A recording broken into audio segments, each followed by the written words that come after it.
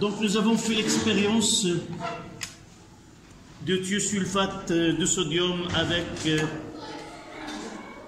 s'il te plaît, après, tu fermes la porte s'il te plaît.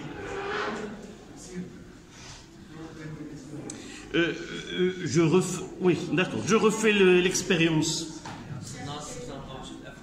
D'accord, le samedi.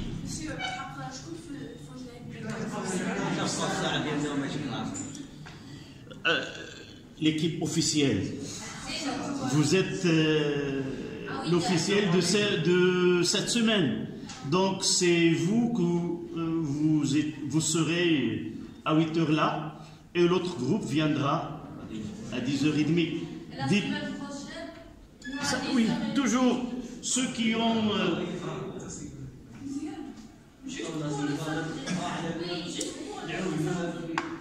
juste pour le samedi, mais j'ai parlé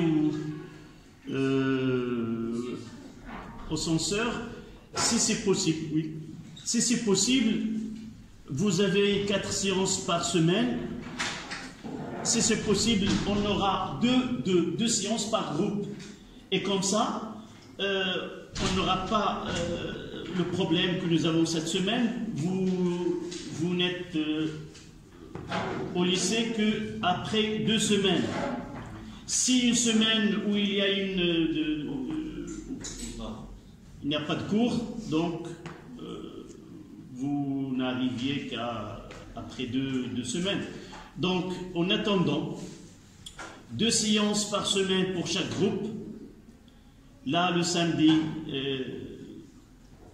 vous avez des groupes et l'autre. De cette façon, vous suivez la physique chaque semaine, au lieu de semaine par semaine. D'accord? Donc, vous avez dit qu'on refait cette expérience.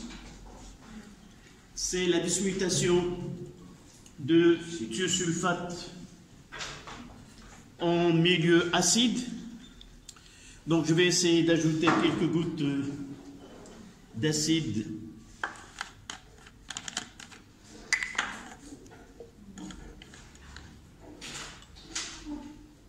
là.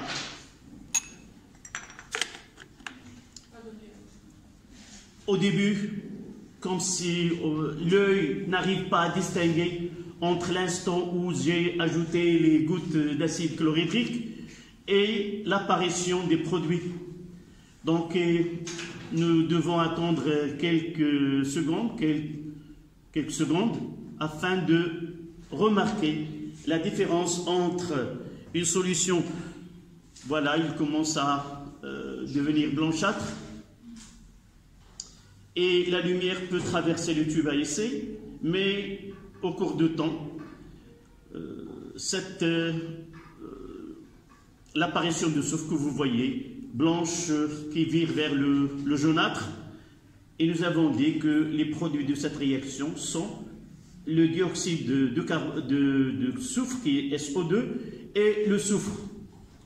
Évidemment, le dioxyde de soufre se dissout dans la solution et vous pouvez sentir une odeur caractéristique de soufre et de ce gaz-là. Donc là, nous disons que la dismutation de thiosulfate dans un milieu acide est une réaction ou transformation qui est lente. Et le produit des réactions, c'est le soufre et le dioxyde de soufre. Donc, comme j'ai dit la dernière fois, il ne faut pas garder ce mélange réactionnel dans le tube à essai afin de ne pas... parce que le soufre se dépose à l'intérieur et rend le tube inexploitable par la suite si nous utilisons des solutions qui sont transparentes. Donc on s'est arrêté dans l'équation, les 2 demi-équations. Nous avons fait une, votre camarade l'a fait, elle reste la deuxième qui donne le dioxyde de soufre. Et nous avons dit que cette demi-équation va être réalisé par votre camarade Soukaina. Tu as cherché à la question. Tu te rappelles la dernière séance, qu'est-ce que nous avons dit? J'ai dit que la prochaine fois, c'est toi qui vas équilibrer cette équation. Tu me comprends? Tu comprends ce que je dis? Tu as fait cette demi-équation. Et qu'est-ce que tu as fait de la dernière séance jusqu'à maintenant? Tu as revu le cours? Dis quelque chose. Le cours que tu as écrit, tu ne l'as pas revu. Non. Pourquoi?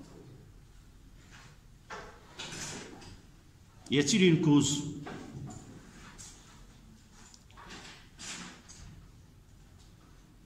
Tu sais comment on équilibre une équation? Tu te rappelles des étapes que nous avons utilisées? Chouïr. Est-ce que tu as un problème avec la langue?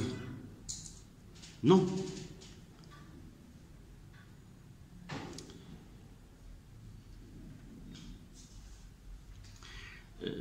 Ça, c'est pas admissible. Au moins, tu dois revoir ton cours et refaire ce que nous avons déjà fait et essayer de travailler sur d'autres de mes équations. D'accord? Je vais suivre, c'est vraiment le cours, est-ce qu'il est écrit dans le cahier ou un cahier? D'accord. Donc, nous avons S2 au 3 de moins. Cet ion qui est le thiosulfate, nous avons dit, il va jouer le rôle de l'oxydant et de réducteur. Il va nous donner le soufre, comme il va nous donner le dioxyde de soufre, SO2, qui est un gaz. Ce qui nous intéresse ici, c'est comment arriver à l'équation électronique ou une demi-équation. Et nous devons utiliser double flèche pour les demi-équations. Donc, j'ai dit, tu suis s'il te plaît. D'accord? Nous avons dit qu'il y a deux étapes. La première, c'est l'élément chimique. Je commence par l'élément autre que l'oxygène et l'hydrogène. Ici, c'est le soufre qui est S. Nous avons dans cet ion polyatomique deux atomes de soufre, mais dans les produits, nous avons qu'un seul. Donc, nous devons avoir autant d'atomes ou d'éléments d'espèces chimiques soufre de deux côtés. Donc, je dois multiplier par 2. Donc, je multiplie par 2 uniquement si j'ai des éléments autres que oxygène et hydrogène. Mais avec l'oxygène et l'hydrogène, je ne multiplie pas par un coefficient, mais j'ajoute de l'eau. D'accord? Donc, l'élément soufre est équilibré. Je passe à l'élément oxygène, j'ai 3 atomes d'oxygène. Donc, je dois ajouter 3 molécules d'eau parce que chaque molécule d'eau contient un atome. Donc, plus 3 H2O. Chaque fois que j'équilibre l'oxygène, il apparaîtra l'élément H, l'hydrogène. Donc, je dois assurer l'équilibre de cet élément par des ions H+, puisqu'on travaille dans un milieu acide. C'est-à-dire, les ions H+, se trouvent en excès dans la solution. Donc, 3 fois 2, c'est 6. Donc, plus 6 H+. 6 H+. Dernière étape, c'est les charges. Nous avons dit que chaque charge qui apparaît sur une espèce chimique, plus ça veut dire un manque, plus ça veut dire un excès, sans oublier que chaque espèce dans cette équation, elle a un coefficient avant et que nous devons tenir compte. Donc là, H+, il y a un manque, mais j'ai 6, donc un manque de 6. Plus un excès de 2. Donc, excès de 2 et manque de 6, ça donne un manque de 4 électrons. De l'autre côté, il n'y a ni excès ni... Donc 0. Je dois ajouter ici 4 électrons pour avoir autant d'excès que de manque. Et j'ai au total 0. Deuxième étape. Mademoiselle, tu n'étais pas avec nous la dernière séance parce que parfois je fais une comparaison des photos de la dernière photo de la classe avec de cette séance.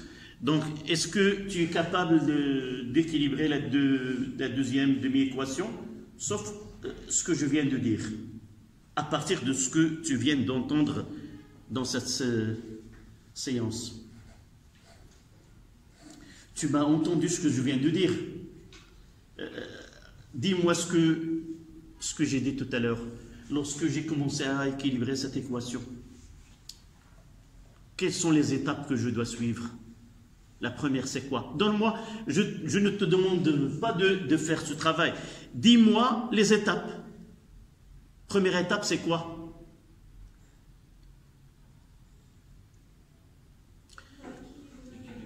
Oui? Combien d'étapes? 2. La première, c'est quoi?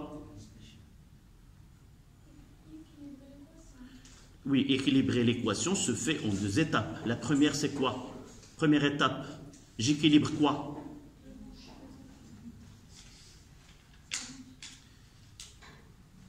Parmi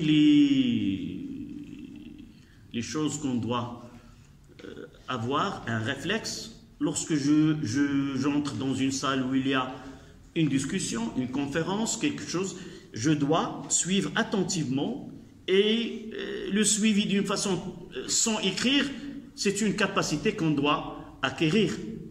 Donc, une fois que tu es en classe, normalement, tu dois te rappeler de ce que j'ai dit. J'ai dit il y a 2 étapes. La première, c'est équilibrer l'élément chimique. La deuxième étape, c'est équilibrer la charge électrique. Tout simplement. D'accord? L'élément, puis la charge électrique. De part et d'autre de cette équation. D'accord? Essaie de suivre dans la deuxième et je poserai des questions par la suite. Deuxième, donc, je commence par le soufre. J'ai 2, de l'autre côté un seul, donc je dois multiplier par 2. 2 soufre et là 2. De la même façon, je passe à l'élément qui est là, c'est l'oxygène. Donc 3, j'équilibre l'oxygène, tu essaies de suivre. Toujours j'utilise H2O pour équilibrer le manque d'atomes d'oxygène. Là j'ai 3, là j'ai combien? 4. Donc là où il y a un manque, de quel côté il y a un manque? Le plus petit nombre, c'est de ce côté-là. 3 et là 4. Donc il y a un manque d'oxygène de ce côté-là. Combien de manque? Un atome. Donc j'ajouterai un seul molécule de H2O. D'accord? Toujours après l'oxygène, il y a l'hydrogène. Là, j'ai 2. Je dois équilibrer l'hydrogène par H+. Et de ce côté-là, 2H+. Là, c'est la première étape, c'est équilibrer l'élément chimique ou les atomes qui apparaissent dans différents états donnés. D'accord? Dernière, c'est les charges. Qu'est-ce que j'ai dit pour une charge positive? Ça veut dire quoi, mademoiselle? Ce sont les outils de travail. Sans ces mots-clés, je n'arrive pas à équilibrer la charge. Si je vois une charge plus sur une espèce chimique, ça veut dire l'ensemble, il a un manque d'électrons. Plus. Donc il y a un manque. Khassas.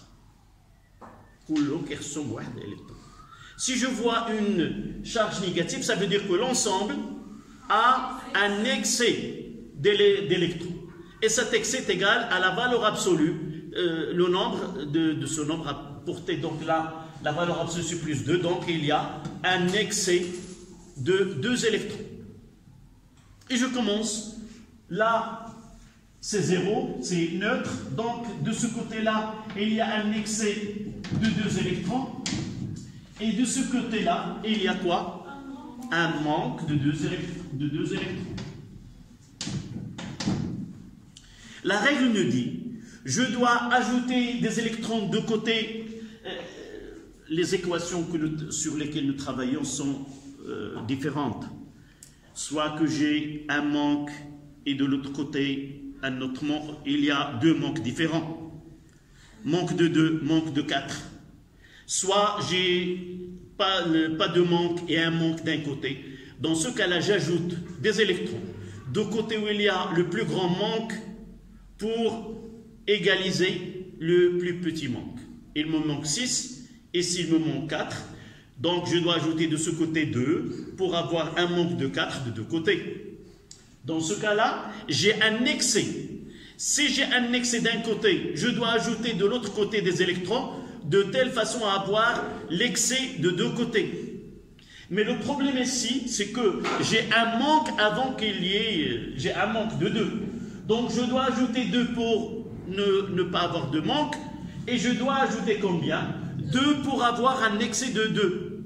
Donc au total, j'ajouterai combien? 4 électrons. Donc j'ajouterai ici plus 4 électrons. Et ici, ça donne un excès au total de 2 électrons. En ajoutant ces 4 électrons, on aura excès de 2 de 2 côtés. Et par la suite, n'oublions pas que je dois utiliser une double flèche pour les demi-équations. Oui. Un élément chimique peut être un oxydant dans une réaction et oui. peut être aussi un réducteur. Oui. Oui, ceci nous l'avons vu l'année dernière, l'année dernière entre guillemets, ça dépend, l'année dernière c'était une année scolaire exceptionnelle, nous n'avons pas complété le programme d'une façon normale, mais durant l'année, en première année sciences, nous étudions des espèces semblables à ce comportement. Un acide, par exemple, il peut être soit acide, soit base, et ce qu'on appelle un amphotère, c'est-à-dire selon le milieu, il peut réagir soit acide, soit base. Mais dans les réactions d'oxydoréduction, nous n'avons pas un nom spécial pour ce type des espèces chimiques qui peuvent réagir autant qu'oxydants ou autant que réducteurs selon le milieu. Mais nous avons généralement, nous trouvons dans notre programme 2 espèces, celle des S2O3 et celui de H2O2. C'est des espèces, ce qu'on appelle le comportement étrange par rapport aux autres, on dit que c'est une dismutation. C'est un changement d'état. On trouve la même espèce, on répartit les tâches, une joue le rôle d'un réducteur, ou l'autre joue le rôle de l'oxydant. D'accord? Mais ceci ne pose aucun problème. Généralement, il nous donne les produits et c'est facile de connaître. Dans ce cas-là, si tu reviens au cours, j'ai dit que cette réaction de dismutation nous donne tel ou tel. Je peux connaître, à partir des données, qu'il s'agit d'un seul élément qui peut donner. Si tu relis, nous avons dit dismutation, ce que nous avons utilisé, S2O3, 2-Na+, de l'acide chlorhydrique, et nous avons dit comme produit le soufre et SO2. Là, sans qu'ils nous disent qu'il s'agit d'une dismutation, et lorsque tu entends par dismutation, ça veut dire que l'élément qui va, ou l'espèce chimique, il va jouer un double rôle, sans qu'ils nous disent qu'il s'agit d'une dismutation, je dis que de là, voici les réactifs, voici les produits. Donc, j'obtiens S il ne peut venir que de S2O3 de moi. Voici la première équation. Et j'obtiens SO2. Il ne peut pas venir ni de H3O+, ni de Cl-, ni de Na+, donc il ne peut venir que de S2O3 de moi. Donc c'est facile d'arriver à écrire les équations, même si, dans ce cas-là particulier, nous n'avons pas, c'est pas comme Fe de plus avec MnO4-, et là nous avons Fe3+ et Mn de plus. Là c'est simple. C'est facile de dire que Fe de plus nous donne Fe3+, et MnO4- nous donne Mn de plus. Dans ce cas-là, il nous demande un petit effort. Oui? Monsieur, si on a le même nombre de manques à cette partie, le même nombre ici d'excès, est-ce que c'est équilibré? Comment? Si on a le même nombre de charges Oui. en excès à ce côté, Oui. et le même nombre de manques à ce côté. Oui. Le même excès et le même manque. Oui. Non, s'il y a un manque et un excès, non, mais on ne peut pas. Non, on ne peut pas avoir équilibre de charge avec un excès de 2 et un manque de 2. C'est pas. On peut rajouter dans les deux. D'abord, nous devons penser à ce que nous disons. Un manque de 2, c'est pas égal à un excès de 2. C'est comme l'exemple. C'est le même cas que nous avons ici. Si, Un excès de 2 et un manque de 2. Et un équilibre, ça veut dire quoi? Excès de 2, excès de 2. Manque de 2, manque de 2. Et jamais on aura dans une réaction d'oxydoréduction où il y a un manque de 2 et un manque de 2 de ce côté-là. Ça sera autre chose. C'est l'exercice qu'on va voir là. On va voir un exercice d'application vers la fin de cette leçon. Si vous arrivez, sans erreur évidemment, même excès ou même manque, ça veut dire que ce n'est pas une réaction d'oxydoréduction. À moins s'il y a une erreur. Mademoiselle? Oui? Mais, parfois tu me dis non. Toujours j'ai ce problème de lire les visages. Comme si tu voulais poser une question. Oui. c'est-à-dire, monsieur, si on a un excès et un manque de même nombre de charges, on va ajouter la somme de quel côté? Toujours, je paie avec des électrons. Ce sont des réactions qui misent en jeu des électrons. Donc, dans une de mes équations, je dois ajouter des électrons quelque part. Et ce quelque part, ça veut dire là où il y a, ça dépend de la situation que j'ai. Les cas possibles. Un manque de 2, un manque de 4. J'ajoute du côté où il y a le plus grand manque pour avoir le plus petit manque. Pas de manque et un manque d'un côté. J'ajoute autant d'électrons de manque de ce côté-là pour avoir... et ainsi de suite. Si j'ai un excès d'un côté, je dois ajouter des électrons de l'autre côté pour avoir le même excès. Si j'ai un excès de 2 et là j'ai un excès de 4, je vais ajouter des électrons de côté où il y a le plus petit excès pour avoir le même excès de l'autre côté. Toujours je dois payer avec des électrons. Il faut savoir là où je dois, ce qu'on dit, c'est pas la bonne place où je mettrai des électrons. D'accord? Oui. Alors, dans ce cas-là, s'il y a un excès de 2 dans un côté et l'autre côté, il y a un manque de 2, on ajoute à 2 électrons. Pour avoir 0. Oui, on ajoute 2 électrons. Oui, si tu veux, on mettra... Écoute, l'essentiel dans cette étape, c'est d'ajouter des électrons. D'ajouter des électrons de façon équitable. Ça veut dire quoi? Là où il y a un excès, je ne peux pas enlever. Je ne peux pas enlever des électrons. Si j'ai un excès, je dois avoir un excès de l'autre côté. Si j'ai pas de manque et j'ai de manque de l'autre côté, je dois ajouter des électrons pour avoir pas de manque de deux côtés. Et ainsi de suite. D'accord? L'essentiel, c'est que je n'ai pas autre moyen que de payer avec des électrons pour avoir le même excès ou pour avoir l'écart qui se présente. D'accord? Donc vous prenez les deux. La deuxième équation que nous n'avons pas terminée la dernière séance, et nous essayons d'écrire l'équation globale d'oxydoréduction.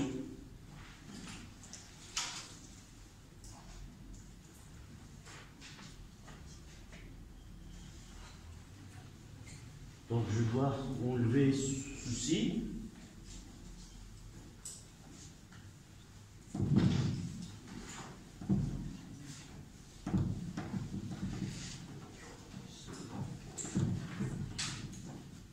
Donc comme nous l'avons fait la dernière fois, je noterai celle-là E1, équation 1, et là, équation 2.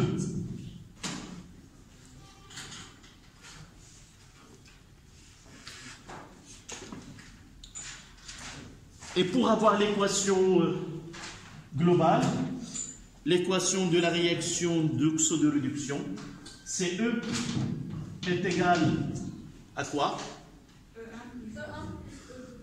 Et toujours ayez l'habitude de vous rappeler vous-même la règle d'abord pour ne pas se tromper par la suite. Quelle est la règle qu'il nous donne? Vraiment, il faut ajouter E1 et E2 sans utiliser des coefficients. La règle. On a le même nombre de charges. Non, il y a une règle générale. Lorsque nous avons défini l'oxydation, la réduction, l'oxydant, le réducteur, nous avons mis en remarque qu'au cours d'une réaction d'oxydoréduction, le nombre d'électrons captés doit être égal au nombre d'électrons cédés. Ça veut dire qu'on cherche le plus petit multiple commun de nombre d'électrons qui apparaissent dans les deux équations. Dans ce cas-là, le plus petit, nous avons le même nombre, 4, donc nous n'avons pas besoin de chercher ce ppmc. Donc, je mettrai E1 plus E2. D'accord? Donc, je commence par S2 O3 2 moins la 1 et la 1, ça donne 2.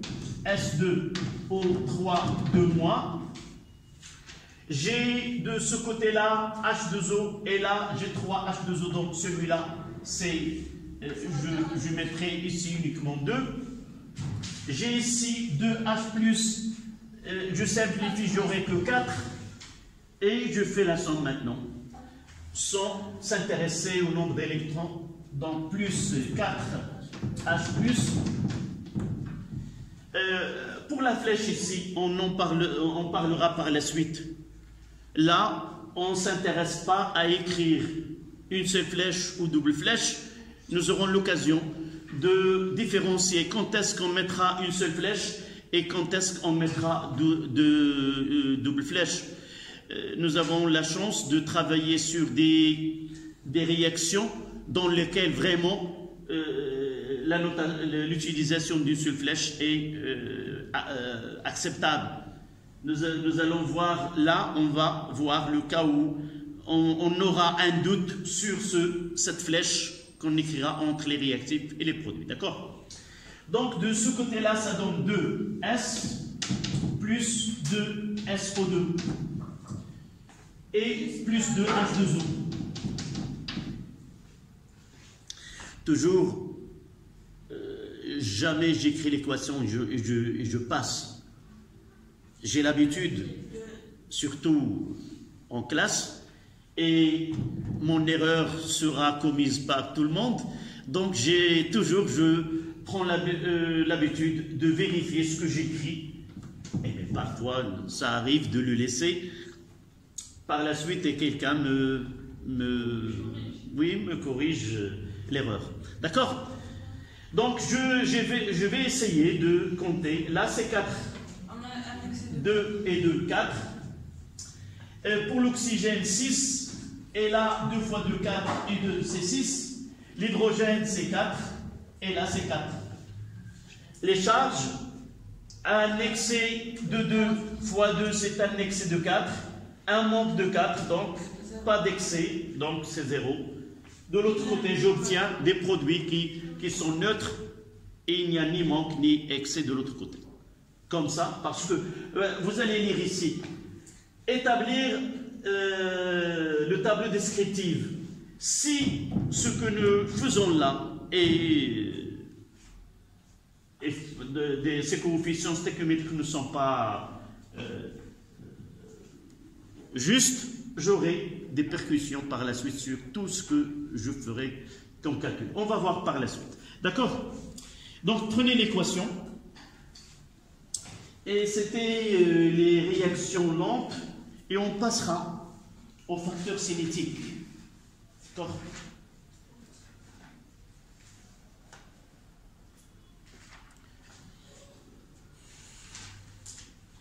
Ça y est? Vous avez écrit les...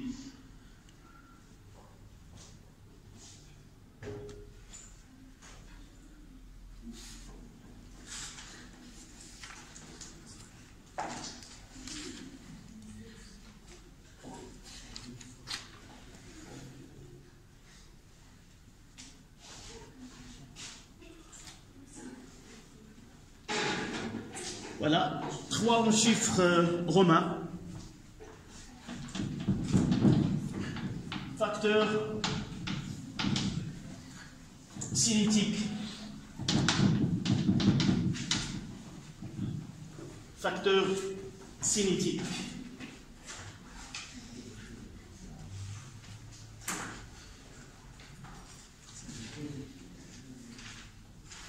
Ça y est? 3 en chiffres romains. Facteur cinétique.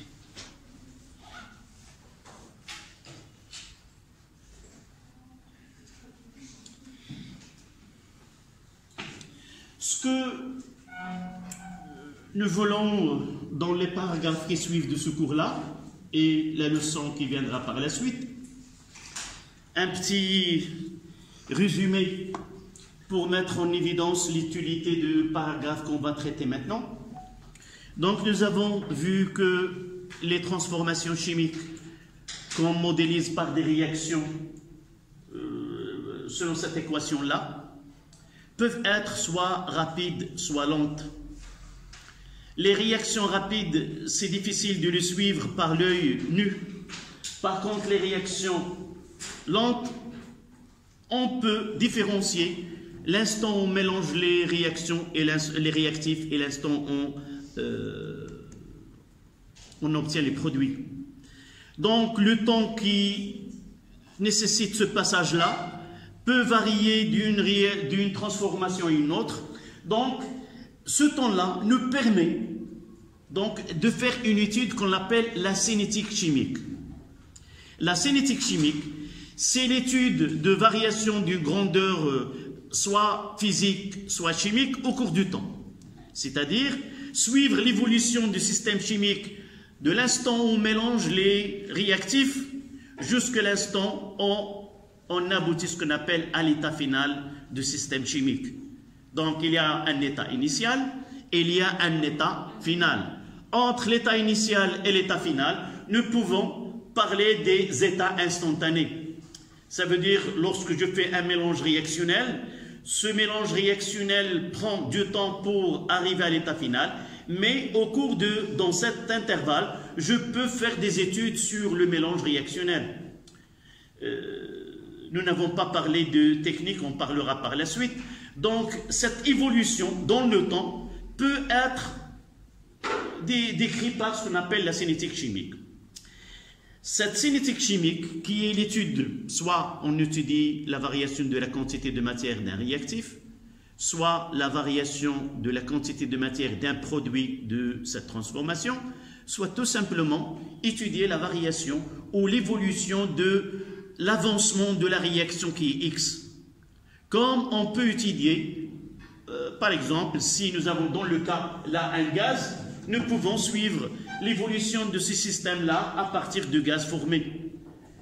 Il suffit d'avoir une technique qui permet soit de mesurer le volume de gaz dans le mélange réactionnel, soit comme dans l'exemple qu'on va voir ici, suivre la pression. On relie le dispositif expérimental à un baromètre qui permet de donner la pression au cours de temps. C'est ce qu'on va voir dans la partie, le leçon qui suivra, c'est le suivi temporel d'une réaction ou d'une transformation chimique. Et on va voir quelles sont les étapes qu'on doit avoir. Donc, nous avons dit que la cinétique chimique étudiée dans le temps, la première des choses qui est essentielle, c'est comment influencer cette déroulement dans le temps.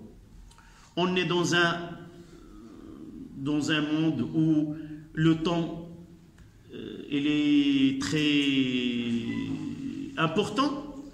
Donc là, dans l'état où on est, tout le monde cherche à, contre la montre, trouver quoi? C'est pas l'information, mais le coronavirus. Donc là, le temps, donc on est obligé. Comment raccourcir ce temps-là? Au lieu que la réaction se fait dans 10 minutes, pourquoi nous ne pouvons pas le faire dans quelques secondes? Si nous arrivons à diminuer le temps dans lequel s'effectue une transformation chimique, c'est que nous avons utilisé pour ce but-là un facteur cinétique. Un facteur cinétique, c'est une grandeur qui est capable de diminuer le temps que nécessite une transformation chimique. D'une autre manière, augmenter la vitesse de réaction. Et ce n'est pas toujours, on cherche à augmenter la vitesse de réaction.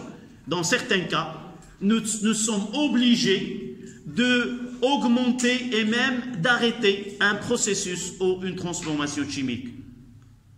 Lorsque, à la maison, lorsque nous prenons le déjeuner, ce qui reste de l'aliment, on le mettra où? Au frigidaire. Au frigidaire. Surtout si l'été. الماكله ملي كنساليو منها ما كنخليوهاش منزله في الكوزينه. علاش؟ ما تخسرش ما تحماضش. Donc, ce qui se produit, c'est quoi? C'est une transformation chimique. En la mettant au frigidaire, c'est on diminue, on joue sur la température afin de stopper ou de minimiser sa transformation chimique. Oui. On peut avoir des fois des effets sur notre solution à cause de ces facteurs cinétiques. Les facteurs cinétiques, c'est quoi? Non, ce sont des grandeurs qui permettent d'influencer la vitesse avec laquelle évoluent les réactifs vers le produit. Tout simplement. Ça veut dire... Non. Tu vois, un joueur, lorsqu'il est entrant en choc avec un autre, ou même à la maison, lorsque je tombe et j'ai un coup là, qu'est-ce que je mettrai? De la glace. Les joueurs, toujours un sac de glaçons et les mettre sur la part. On ne sentira pas cette douleur. Donc c'est quoi? Ce sont des réactions chimiques qui se produisent. Donc pour freiner et réduire ces transformations-là, on fait baisser la température. D'accord? Donc là où tu verras un joueur mettre de la glace sur soit son genou ou son bras, c'est pour freiner une réaction chimique et ne pas sentir la douleur de ce choc-là. D'accord? Donc vous notez 3.1 définition.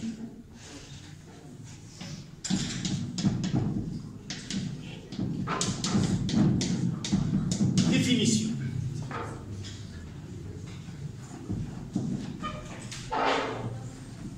Un facteur cinétique. Définition. Un facteur cinétique est une grandeur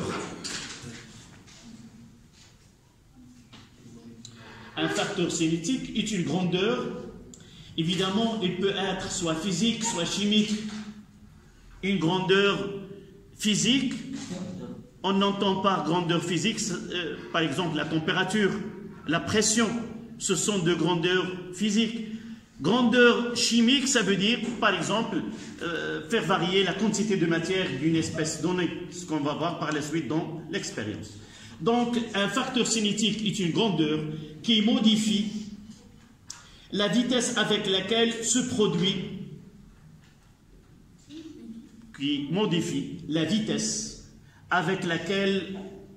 produit, une transformation chimique.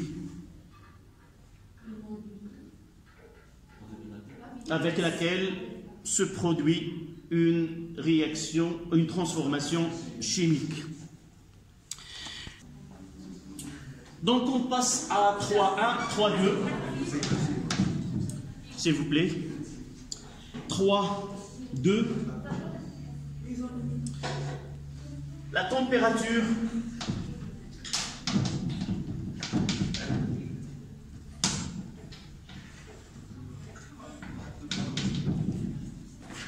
comme grandeur, la température, oui, la température comme grandeur cinétique, c'est-à-dire la température du mélange réactionnel. Est-ce qu'elle est une grandeur cinétique, mais pas à partir de titres? Vous voyez qu'elle est une grandeur cinétique. Donc je vais essayer. Là, je mettrai de l'eau.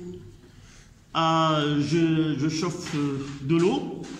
Et je vais prendre comme réaction.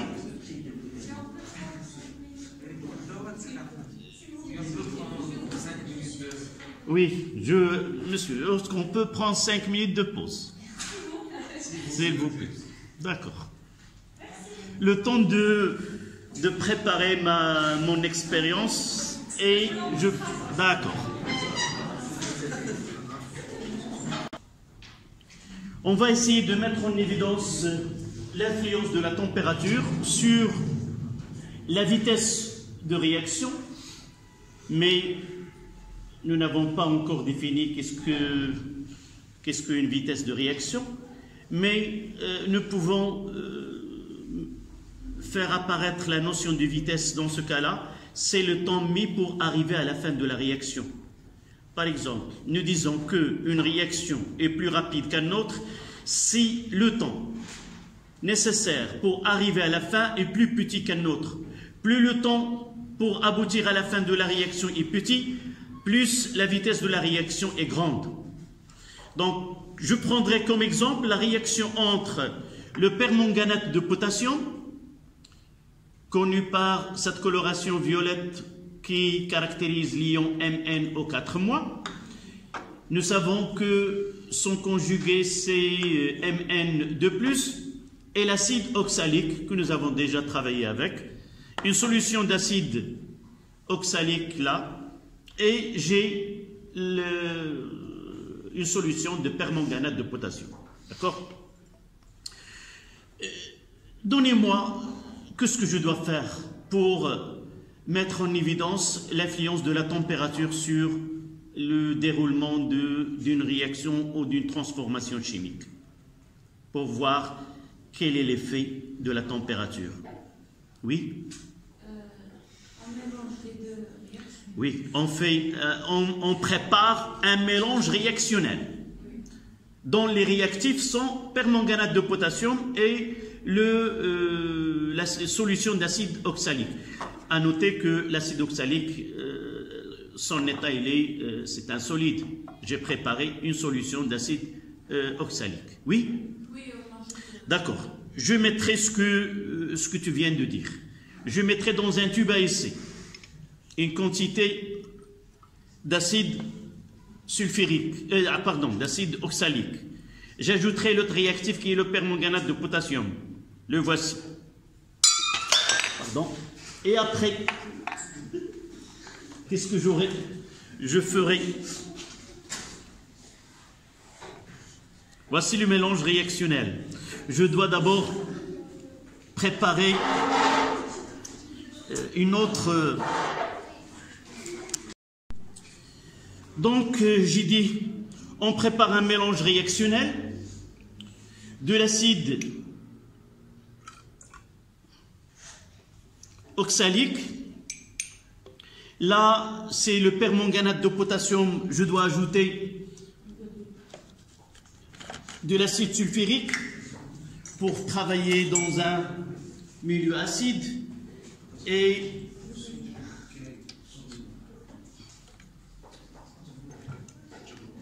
voilà.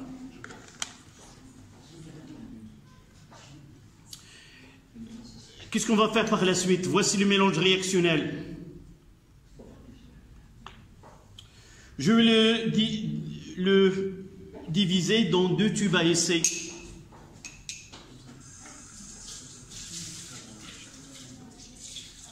Et qu'est-ce que je vais mettre par la suite? Une partie là. Je vais avoir les deux volumes égaux. Voilà. Et je vais mettre de l'eau chaude. On va le laisser à l'extérieur et l'autre dans de l'eau chaude.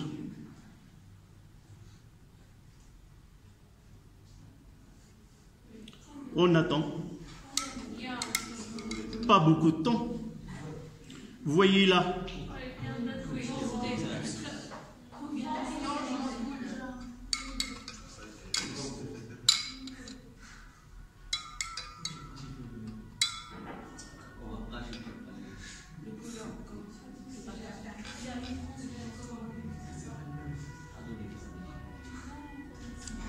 Ce que vous voyez qui se dégage, c'est le CO2. Vous voyez là. Là, c'est totalement décoloré. Et là, la réaction est encore... se produit encore. D'accord? Donc, nous voyons qu'en augmentant la température du mélange réactionnel, on peut augmenter la vitesse de la réaction. Je vais mettre celui-ci dans le tube à essai. On va voir. Évidemment, il prend moins de temps qu'à l'extérieur. Et vous voyez qu'à l'intérieur du tube à essai, que la réaction se poursuit. Et l'un des réactifs, nous pouvons le voir. Donc, mettons expérience.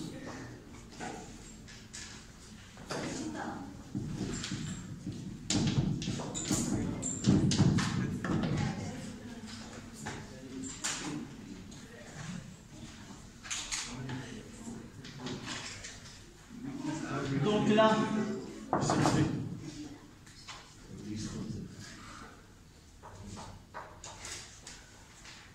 on mélange CK++ NnO4- plus H2C2O4. Une petite remarque, j'ai ajouté de l'acide sulfurique pour que le produit de réaction ou le conjugué de MnO4-, ça sera Mn2+, pour avoir une coloration, une solution non colorée. Si je travaille en milieu non acide, le conjugué de MnO4-, ça ne sera pas Mn2+, ça sera MnO2. Et MnO2, elle est caractérisée par une coloration qui est un peu brune. Et par la suite, c'est difficile de dire qu'on est arrivé à la fin de la réaction. Dans ce cas-là, c'est facile de dire, voilà, la réaction, elle est terminée. Voilà les deux, après avoir mis ce tube à essai dans de l'eau chaude. Donc là, c'est le mélange. On mettra un tube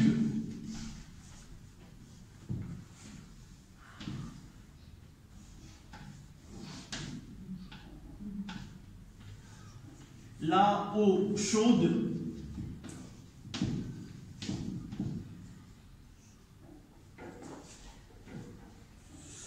près 80 degrés et là à l'air libre le même mélange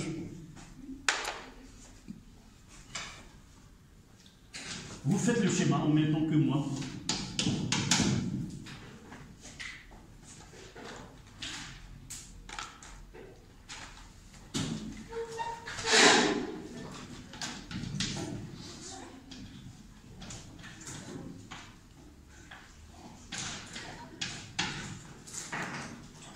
Après quelques secondes,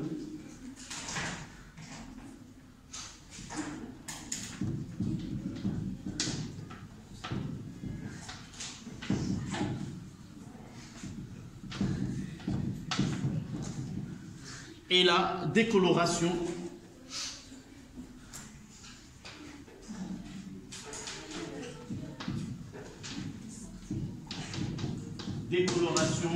du mélange réactionnel. S'il vous plaît, arrêtez de parler.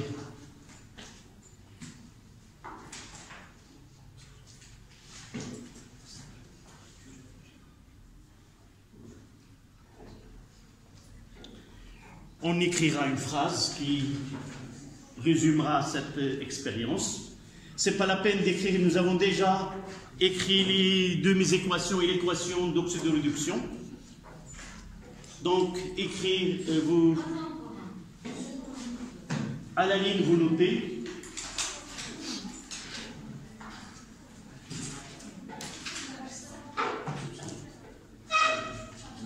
Vous notez, s'il vous plaît. Plus la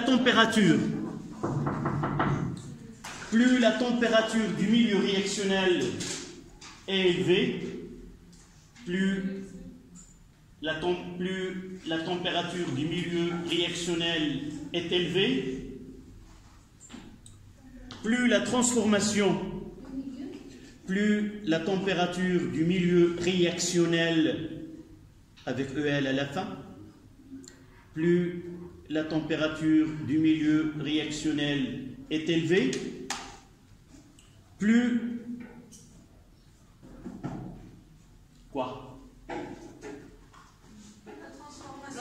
la transformation est rapide. La vitesse de transformation est rapide. Virgule. Et inversement, virgule, et inversement,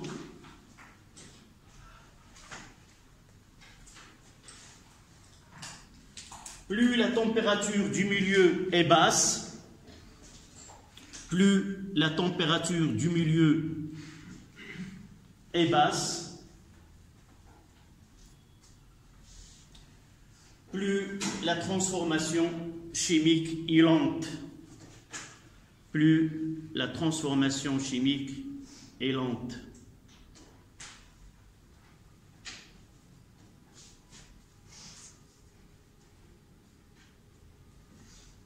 Plus la transformation chimique est lente.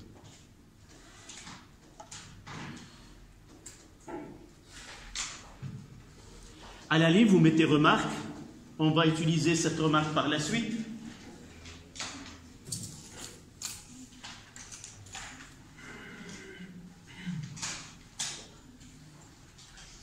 Remarque, on peut freiner ou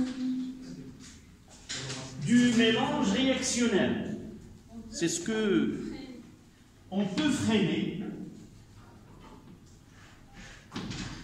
On peut freiner ou stopper ou arrêter une transformation chimique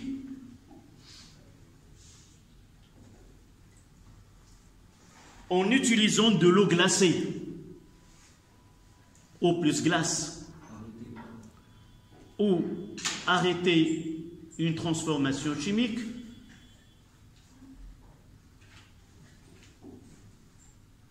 en utilisant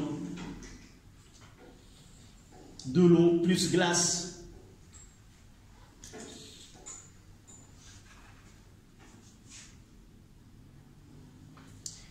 Donc ça, on peut multiplier les exemples, nous pouvons revenir à l'expérience de dismutation de S2 O3 de mois et faire la même chose. Un à l'extérieur, c'est à la température du laboratoire, et l'autre, on le mettra dans le bécher contenant de l'eau chaude. On passe à 3.3. 3.3. Concentration initiale. Concentration initiale des réactifs comme facteur cinétique. Comme facteur cinétique.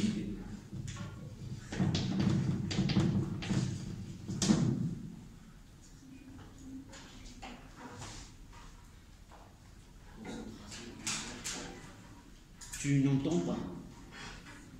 زودك المسكين بعد هي بعد تكون صغير داير الكمامه ديالك ولا البافيت. Je n'arriverai pas à savoir si tu mâches du chewing-gum ou pas.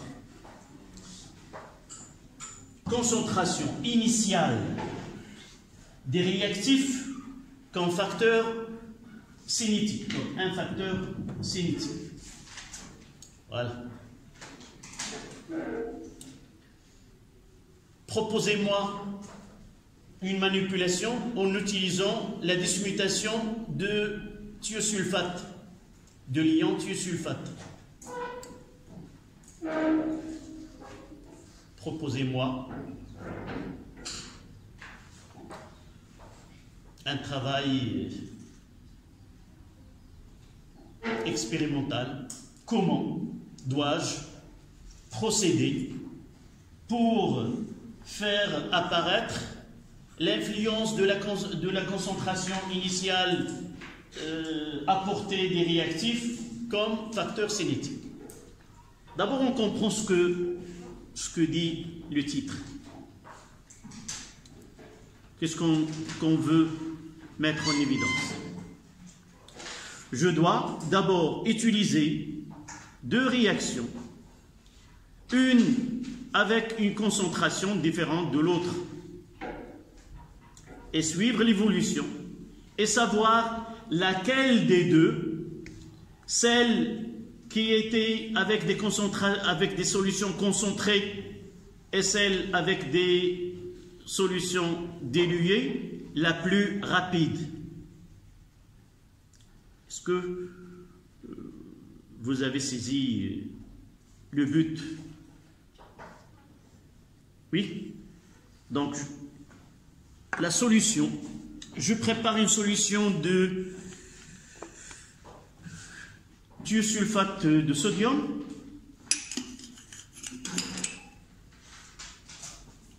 Donc,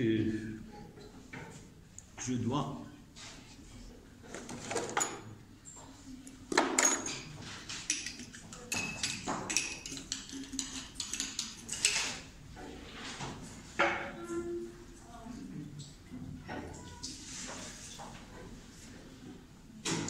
et parmi les...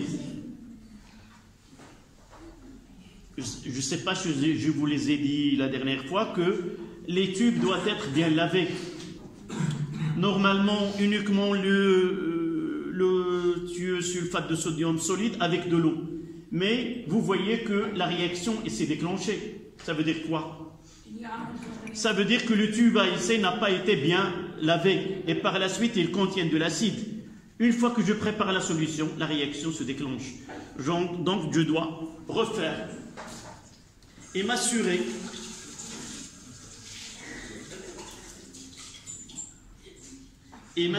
que le tube est bien lavé. Donc,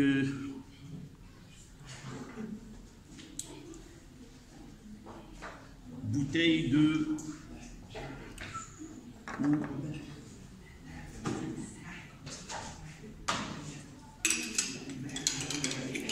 arrête. Tu n'arrêtes pas de parler. Qu'est-ce que tu as?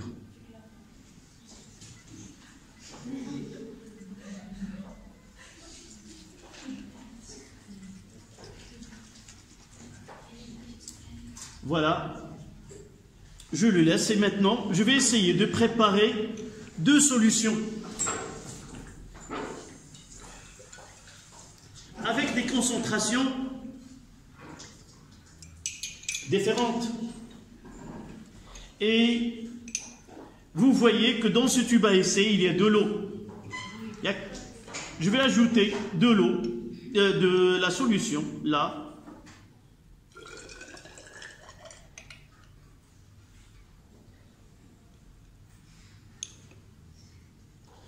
Là, c'était la concentrée, et là, c'était dilué. J'ajoute de l'eau pour avoir le même volume. D'accord? Et j'ajoute de l'acide.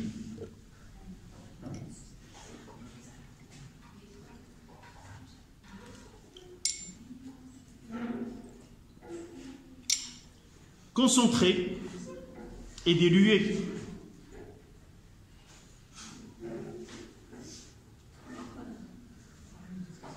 Et vous voyez que l'apparition des produits est ici plus rapide que l'autre côté, l'autre tube à essai. Donc, la concentration initiale des réactifs est un facteur cinétique. Plus la concentration est grande, plus la vitesse de réaction est grande aussi. D'accord? Je peux faire l'inverse. Avoir la même solution de thiosulfate, mais je mettrai de l'acide, je jouerai sur la concentration de l'acide. D'accord?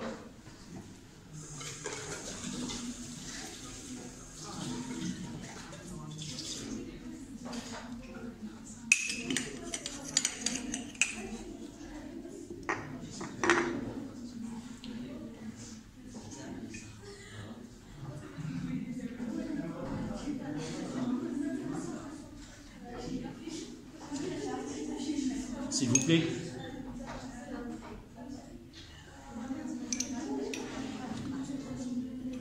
Voilà les deux solutions. Je mettrai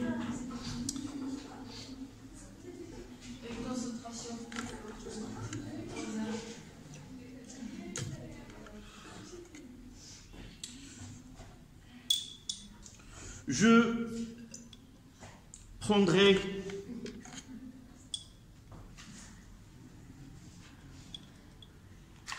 et je vais essayer d'ajouter, j'ajouterai de l'eau ici.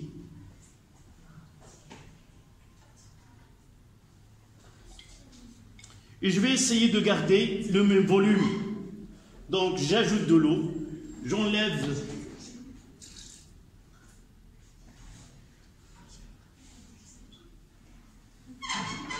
voilà. Là c'est le concentré et j'ajoute les deux.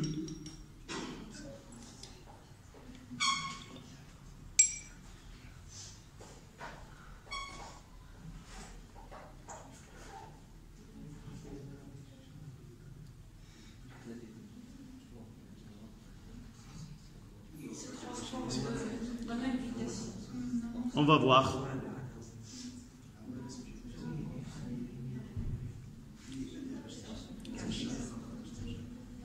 Voyez ce tube-là, il y a une différence.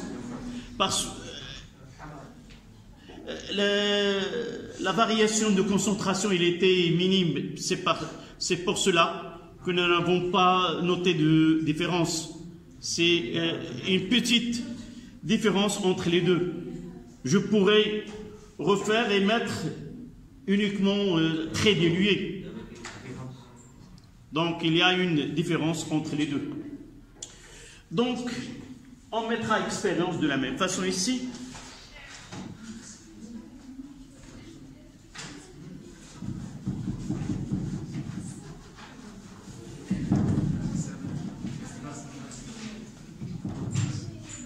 S'il vous plaît, mademoiselle.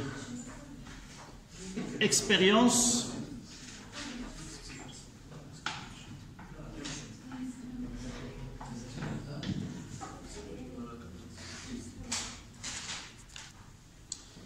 Donc là, c'est une solution de tube à essai avec concentration différente.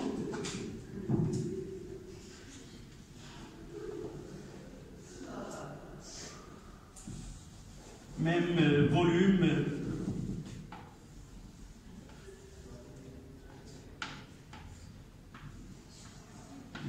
Na plus S2O3 de moins. Même ici 2K plus S2O3 de moins. Là, c'est la concentration C1 et là, une concentration C2. Avec C2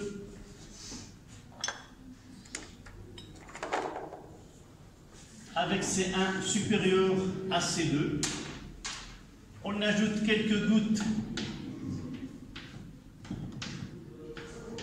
de H3O plus Cl-, H3O plus Cl-. Même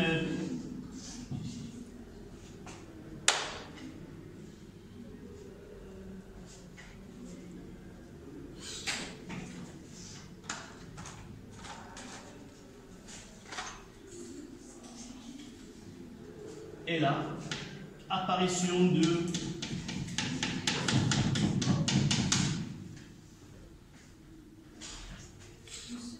oui. C'est la même. Ici, le même.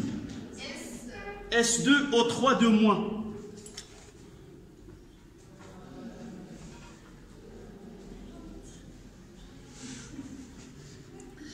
Donc, la façon avec laquelle nous disons que la transformation est rapide, c'est avec le temps que met un produit pour apparaître. Donc, nous avons vu que l'apparition de soufre et du dioxyde de soufre était plus rapide dans le tube à essai où la concentration il est grande. Donc, plus la concentration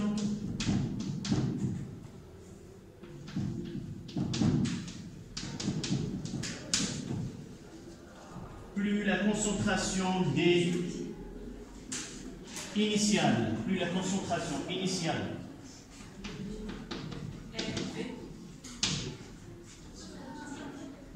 est élevée,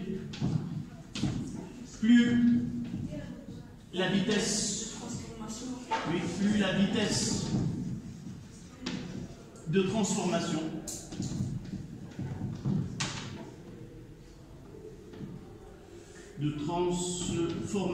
si tu peux faire n'importe est grande.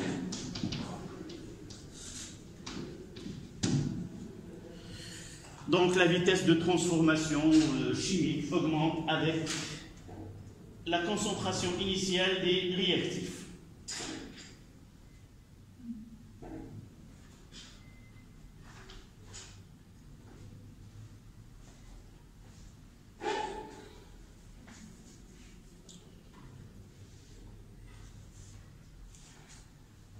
Le dernier point, c'est le catalyseur. 3-4. Le catalyseur.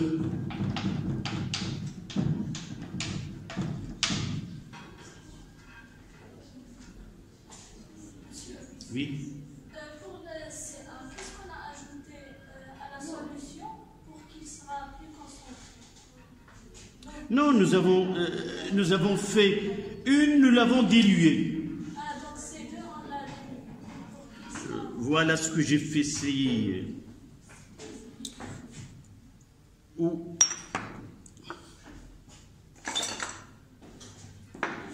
que j'ai fait, c'est ça.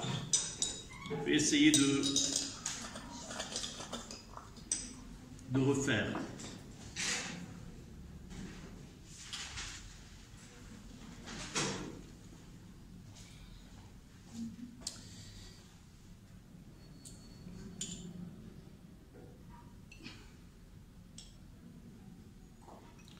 Donc, ces deux tubes à essai contiennent une solution de la même concentration, qu'est-ce que j'ai fait? Je vais diminuer le volume.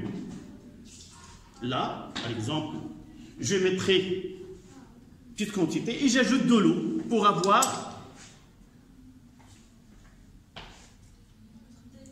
Évidemment, en ajoutant de l'eau, la dilution, c'est la diminution de la concentration. J'ajoute de. Voilà. Donc, de ce côté-là, c'est la solution concentrée. De ce côté-là, c'est la même solution, mais diluée. Je dirais que C1 est supérieur à C2. J'ajoute la même quantité de quelques gouttes de deux côtés. Je vais essayer de... Voilà. Voilà. Je mélange. Et je suis l'évolution.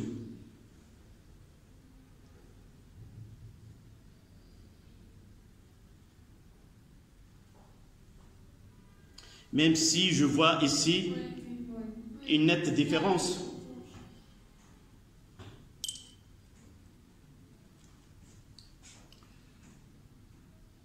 Là, ça se voit. Nettement, il y a une différence entre les deux.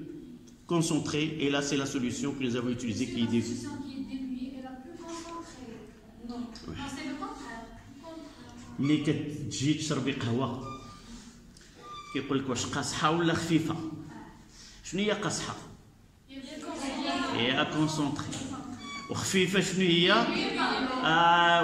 في الدار بعض الأحيان كتشرب اتاي كتجي لي هذا قاص كيقول لك واش نزيدك شوية ديال الماء.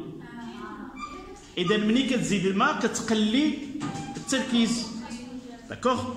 Voilà, la différence là, c'est net. D'accord? Donc on passe à le catalyseur.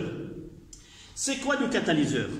C'est une espèce chimique, une matière qu'on peut ajouter au mélange réactionnel de telle façon à augmenter sa vitesse sans qu'il affecte les produits ou la quantité de produits qu'on va obtenir.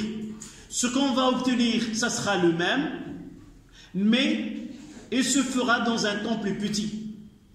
À noter qu'un catalyseur, oui, je reprends. Un catalyseur, c'est une matière ou une espèce chimique qu'on ajoute au mélange réactionnel. Son but, c'est minimiser le temps pour arriver à la fin, sans entrer en réaction avec le mélange réactionnel, sans entrer entre guillemets. Mais nous disons que la façon avec laquelle il entre, c'est la même façon qu'il va sortir du mélange réactionnel. Est-ce qu'il va participer ou non? Pour nous, il n'affecte en rien ce qu'on aura comme produit, et même la quantité, il ne va pas être changé. Si nous obtenons une quantité de matière de 10-2 moles, on l'aura 10-2 moles, sauf il sera dans un temps plus petit. Autre chose, chaque réaction, chaque transformation chimique nécessite un catalyseur spécifique. Celui qui est un catalyseur pour une transformation donnée, ça ne sera pas un catalyseur vraiment pour une autre transformation. Donc il faut chercher à choisir le catalyseur adéquat qui est spécifique. D'accord? Je vais essayer de prendre un exemple, une réaction dans laquelle on va mettre en évidence la présence d'un catalyseur. Je prendrai une solution de K2, S2O8, une réaction chimique qui se produit entre les ions S2O8 2- et les ions iodure. D'accord? Donc les réactifs, le iodure de potassium. C'était un catalyseur. Non, là ce sont les réactifs. Voilà, iodure du potassium. Et dans un tube à essai, je vais préparer le solution de S2, de K2S2O8.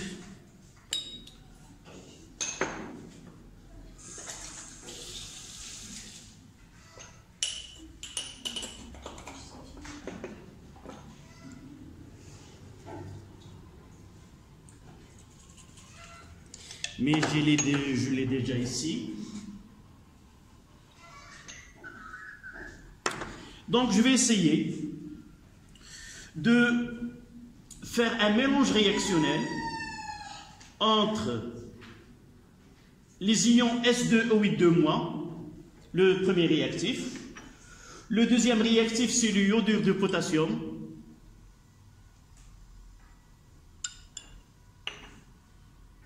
Vous voyez, rien ne se produit dès le début, c'est-à-dire que c'est une réaction qui est lente.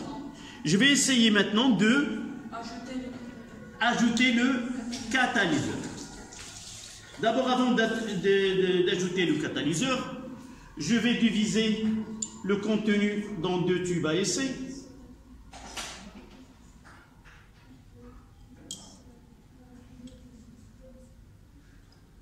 Voilà.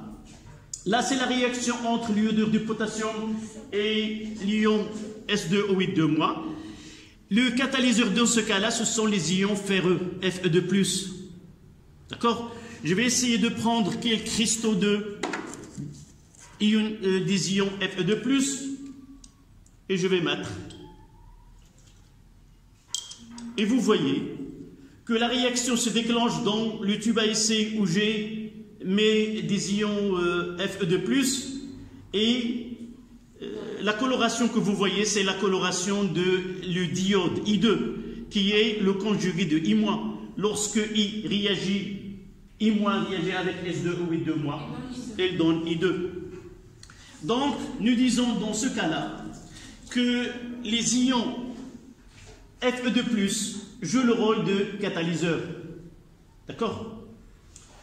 Chaque réaction, si Fe2+ est le catalyseur dans cette réaction, il ne peut pas l'être dans une autre réaction. D'accord? Donc, nous notons à la ligne, expérience 8.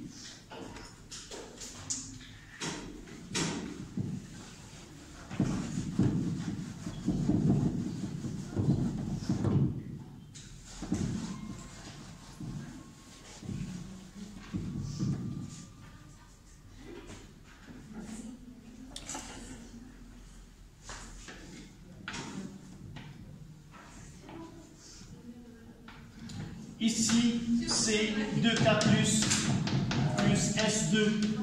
S2O8 plus K plus I-. Nous utilisons 2 tubes à essai.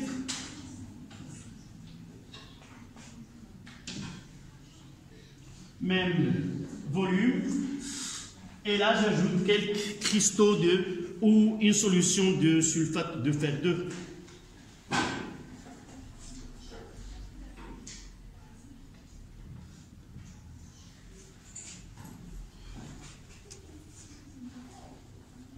Soit des cristaux, soit une solution des ions Fe2+.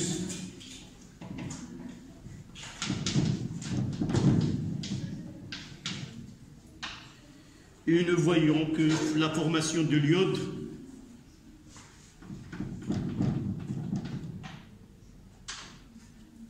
apparition de I2. Mais là, ça demande de... Voyez, regardez, la température d'abord, il a augmenté, et même celui-ci, après un certain temps, on aura la même coloration. Sauf, la même coloration, ça veut dire quoi? Ça veut dire qu'on obtient la même quantité de matière de I2. On n'aura pas une coloration plus foncée dans un tube que dans l'autre. Sauf, obtenir cette coloration-là, ça demande un temps plus grand. Si je laisse les 2 tubes à essai au laboratoire, d'ici le samedi, nous pouvons voir la même teinte, d'accord? C'est-à-dire la même quantité de I2 qui se formera dans les deux tubes ici. Je vous demande d'écrire l'équation de la réaction. Malheureusement, j'aimerais bien que vous preniez l'exercice là. On n'aura pas le temps, mais je le mettrai en image dans le groupe et essayez de le chercher. Donc, c'est mieux d'écrire l'équation de cette réaction que de noter cet exercice.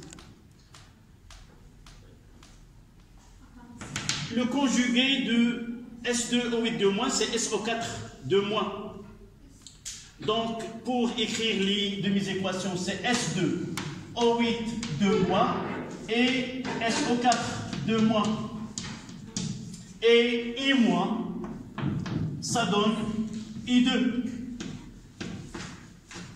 Comment peut-on équilibrer ces deux demi? Oui. On ajoute. Donc, je prends la craie pour te suivre. Voilà.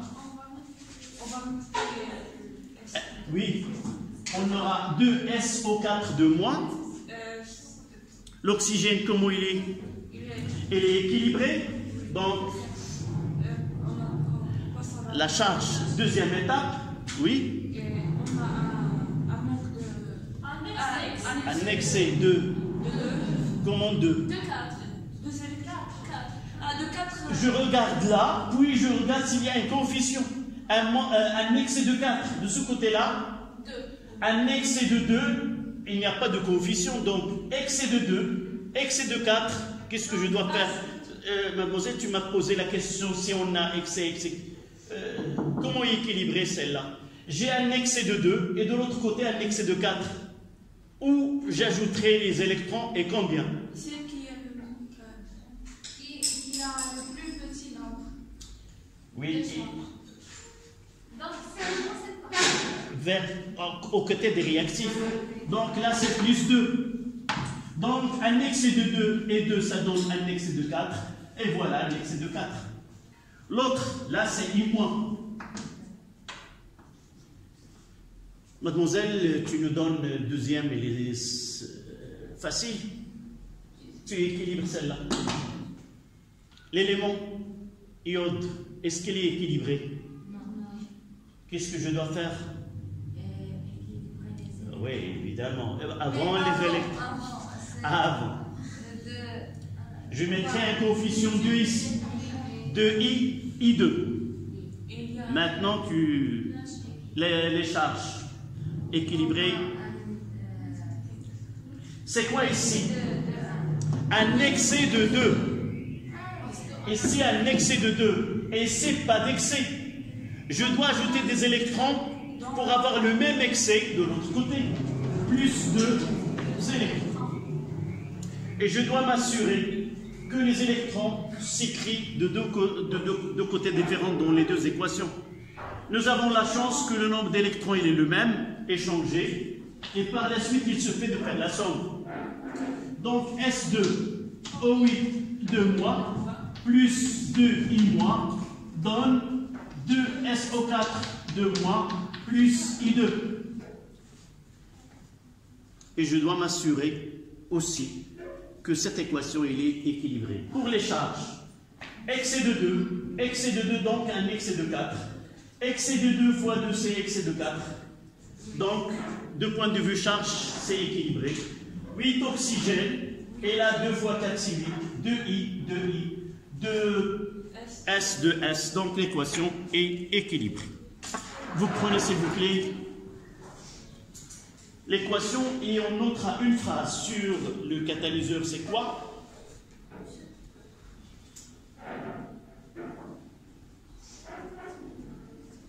Oui. Oui.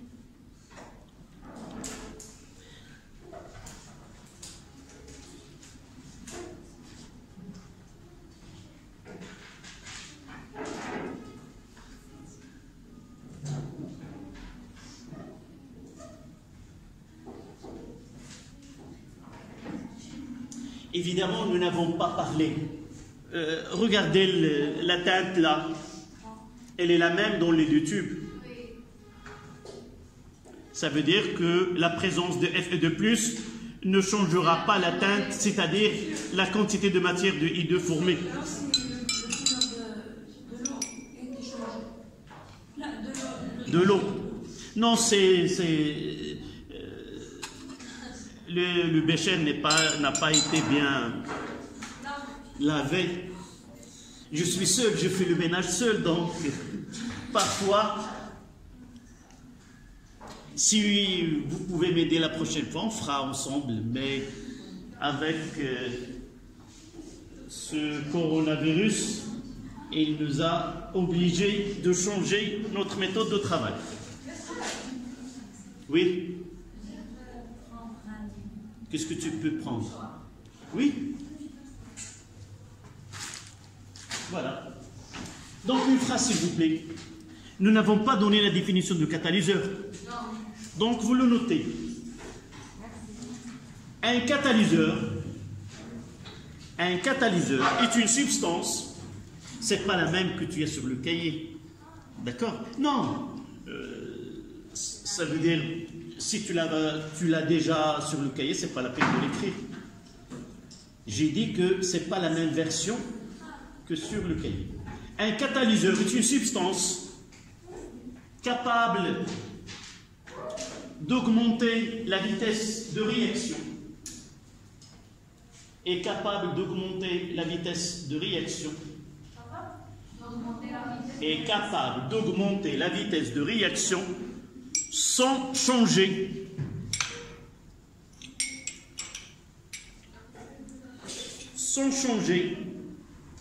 l'état final du système chimique, sans changer l'état final du système chimique.